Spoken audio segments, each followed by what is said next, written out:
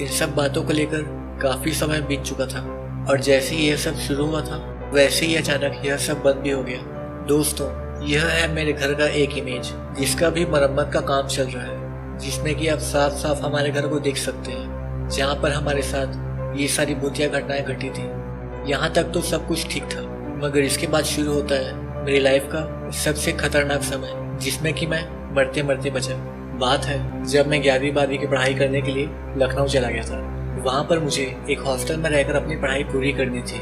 वहाँ पर सभी लोग मुझसे काफ़ी बड़े थे और लगभग सभी मेडिकल और इंजीनियरिंग की पढ़ाई कर रहे थे। मेरी कोचिंग की टाइमिंग भी उनकी कोचिंग की टाइमिंग से काफ़ी अलग थी और कभी कभार ही हम एक दूसरे से रात को 9 बजे के आसपास मिल पाते थे। जिस हॉस्टल में मैं रहता था उस हॉस्टल की व्यवस्था काफ़ी अच्छी नहीं थी और जैसे तैसे 1 साल काटने के बाद मैं एक दूसरे हॉस्टल में शिफ्ट हो गया, क्योंकि इस हॉस्टल का कमरा बहुत बड़ा था और यहाँ की व्यवस्था भी काफ़ी अच्छी थी। और सबसे अच्छी बात तो यह थी कि ये कमरा हमें बहुत ही सस्ते में मिला था, और वह भी लखनऊ जैसे शहर में। मुझे उस हॉस्टल में सिर्फ कुछ ही दिन हुए थे और मेरे साथ कुछ अजीबोगरीब घटनाएं होना शुरू हो गई, जैसे कि किसी चीज़ का एक जगह से दूसरी जगह पर पड़ा हुआ मिलना।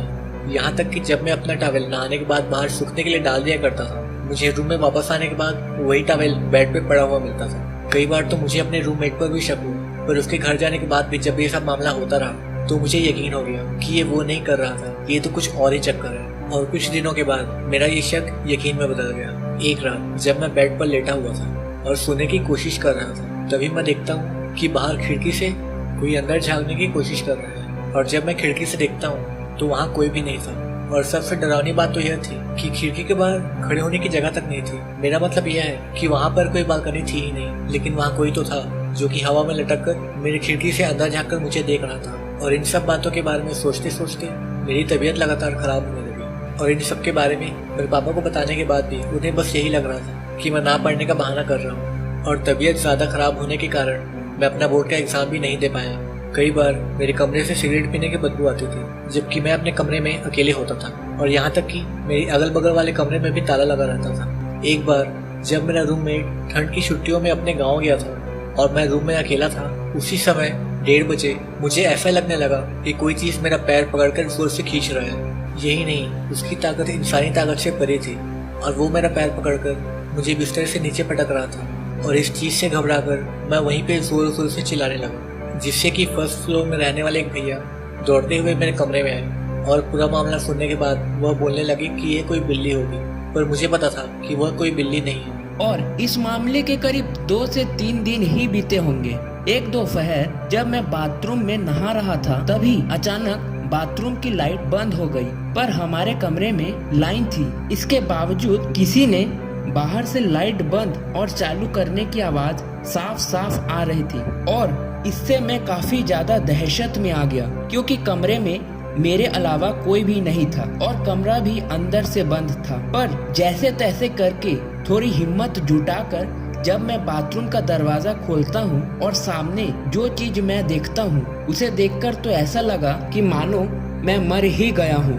मैंने देखा कि करीब 7 से 8 फीट का लंबा सा साया मेरे सामने खड़ा था और गुस्से में मुझे ही देख रहा था। और अचानक ही उसने मुझे जोरदार 2 चांटे मारे, जिससे कि मैं वही बिस्तर पर गिर गया। और फिर उसके बाद वह साया मेरा बाल बहुत ही बेरहमी से पकड़कर घसीटते हुए मुझे सीढ़ी के पास ले जाने लगा। उसकी पकड़ इतनी ज्यादा मजबूत थी कि छुड़ाना बहुत ही मुश्किल था, पर भगवान का नाम लेकर जोरदार झटके से मैं वहाँ से भाग निकला, जिससे कि मेरे आधे बाल भी वहीं उखड़ गए थे और मैं वहीं से चिल्लाते हुए गिरते पड़ते भागने लगा, जिससे कि उस हॉस्टल में जितने भी लोग थे वो सभी मेरे पास आकर पूरा मामला पूछने लगे। और उन सबको पूरा मामला बोलने के बाद मैं वहीं से अपने करीबी रिश्तेदार के घर चला गया। मेरा हिम्मत और धैर्य अब जवाब दे चुका था और मैंने वहीं से अपने मम्मी पापा को फोन करके बुला लिया।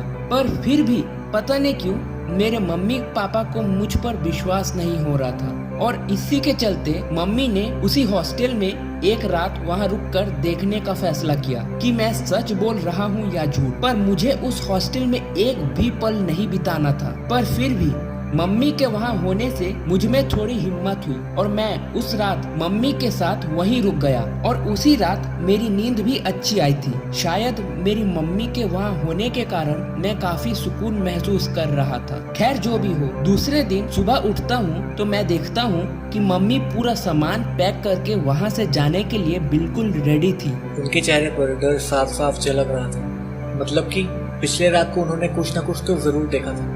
खैर जो भी हो, हम उस हॉस्टल से निकल चुके थे और थोड़ी देर पूछताछ करने के बाद हमें यह पता चला कि उसी कमरे में उस हॉस्टल के मालिक के बेटे ने आत्महत्या की थी और तब से लेकर आज तक उस हॉस्टल में ये घटनाएं हो रही हैं। और मेरे साथ यह सब होने के बाद अब मैं किसी तरह के भूत प्रेतों के बारे में बात नहीं करना चाहता, क्योंकि मुझे उनसे बहुत ज्यादा डर लगता है और ये सब घटनाएं मेरे साथ घट चुकी है, इसलिए मैं इन भूत प्रेतों पर बहुत ज्यादा विश्वास करता हूँ। तो दोस्तों, यह थी हमारी स्टोरी जो कि चंद्रमौली जी ने क्वारा पर शेयर किया था। उनका कहना है कि यह सब घटनाएं उन्होंने अपने जीवन में एक्सपीरियंस किया है, जो कि बिल्कुल सत्य है। इसके अलावा अगर आपको हमारी वीडियो पसंद आया तो प्लीज लाइक जरूर करें और दुनिया भर के ऐसे ही रहस्यमय और असामान्य घटनाओं के बारे में जानने के लिए हमारे चैनल को सब्सक्राइब जरूर करें, क्योंकि हम ऐसे ही वीडियो लाते रहेंगे। आज के लिए इतना ही। हम मिलते हैं हमारे नेक्स्ट वीडियो में और तब तक के लिए बाय।